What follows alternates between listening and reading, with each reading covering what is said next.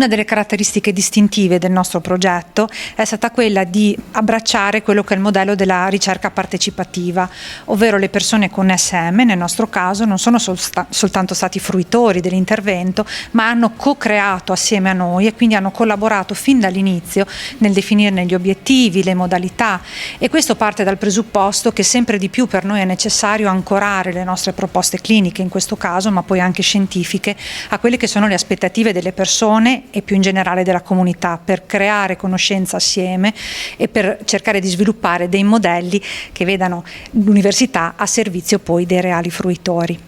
In questo senso quindi noi abbiamo anche lavorato in stretta collaborazione con la nostra comunità e abbiamo perseguito anche un obiettivo di carattere più generale, che era quello di combattere lo stigma, sicuramente nel caso della sclerosi multipla legato alla disabilità in generale, al rischio di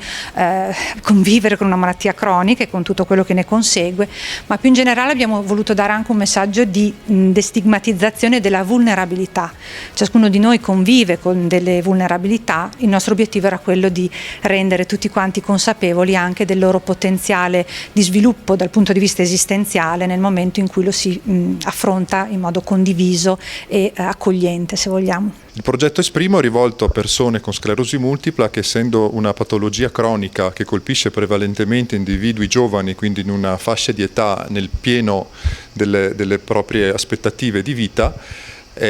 chiaramente può avere un impatto psicologico molto determinante.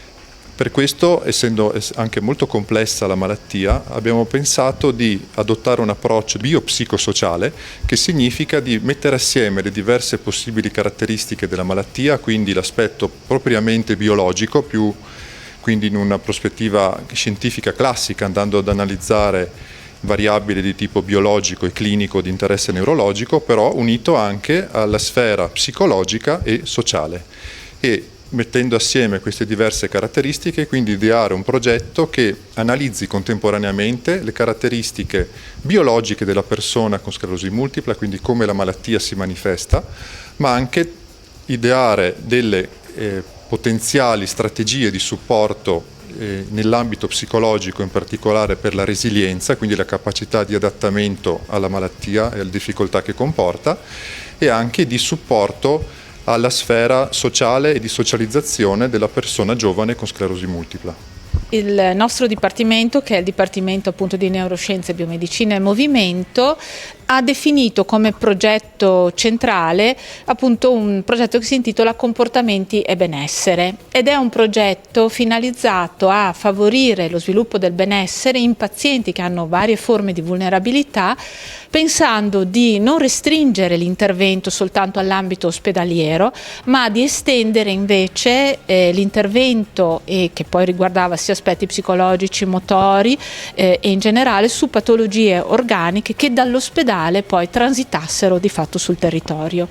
E quindi sono stati elaborati 5 progetti su 5 diverse popolazioni con vulnerabilità di varia natura, quindi tra queste anche la sclerosi multipla,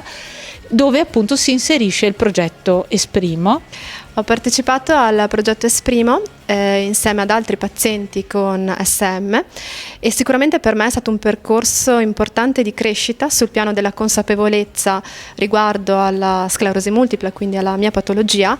ma anche sul piano della possibilità di condividere un percorso insieme ad altri pazienti con SM, perché partendo dal presupposto che poi ognuno ha la propria sclerosi multipla, ci sono sicuramente delle piastrelle comuni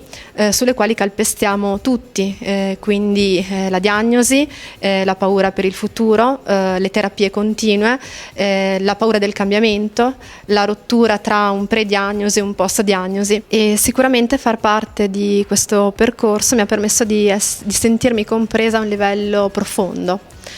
E io ho partecipato poi anche in doppia veste, quindi non solo in qualità di paziente ma anche in qualità di illustratrice, nel senso che ho realizzato le illustrazioni del manuale che accompagna questo progetto,